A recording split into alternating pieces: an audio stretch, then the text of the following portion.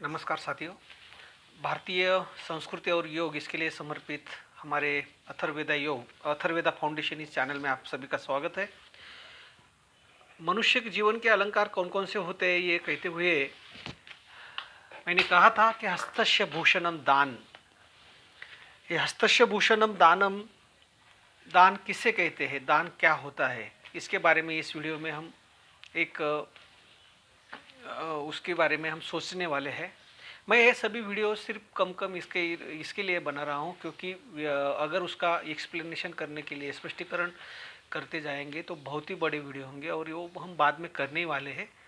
अभी हम बहुत ही कम इसके वीडियो बना रहे हैं। तो हस्तस्य भूषणम दानम, इसमें दान जो है कि नीति शास्त्र हमें कहता है कि हमें दान करना चाहिए, क्योंकि दाने न पानिर न तू कंकने न विभाति, कि बहुत ही महंगे ऐसे सोने के कंकन से या किसी कंकन से हमारे हाथ की शोभा नहीं आती, तो दान से हमारे हाथ की शोभा आती है।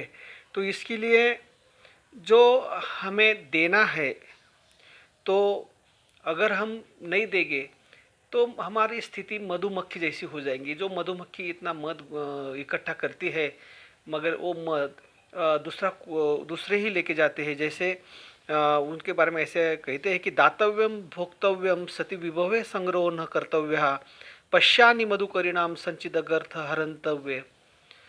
दातव्यम भोक्तव्यम सति विभवे संग्रहो न कर्तव्य, पश्यानि मधुकरिणाम संचिदगर्थ हरंतव्य।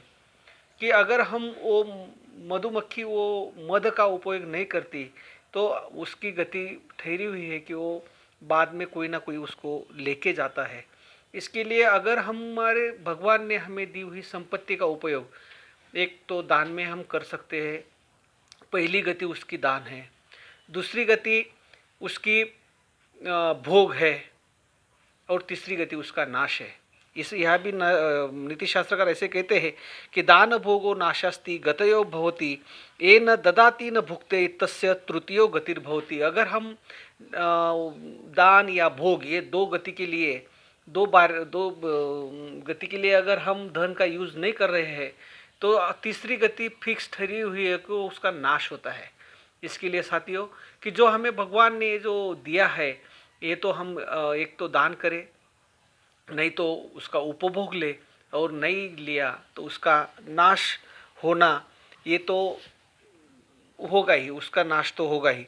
तो इस तरह से इस दान में हम दो देश है, काल है, पात्र है, ये देख के हमें दान करना चाहिए। यहाँ पे हमारे शास्त्रकार हमें बताते हैं कि दान के 3 प्रकार है। सात्विक दान है, राजस दान है, तामस दान है।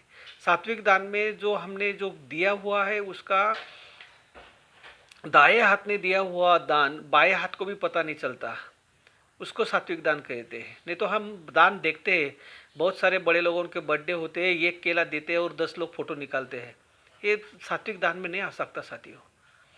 ये जो है ये वैसे कहा जाए तो तामस में भी आ जाएगा और राजस में भी आ जाएगा, मगर राजस में बहुत कम आएगा, तामस में ही आएगा। क्योंकि किसी को हल्का ठहरा के हम जब देते हैं तो उसको तामस दान कहते हैं।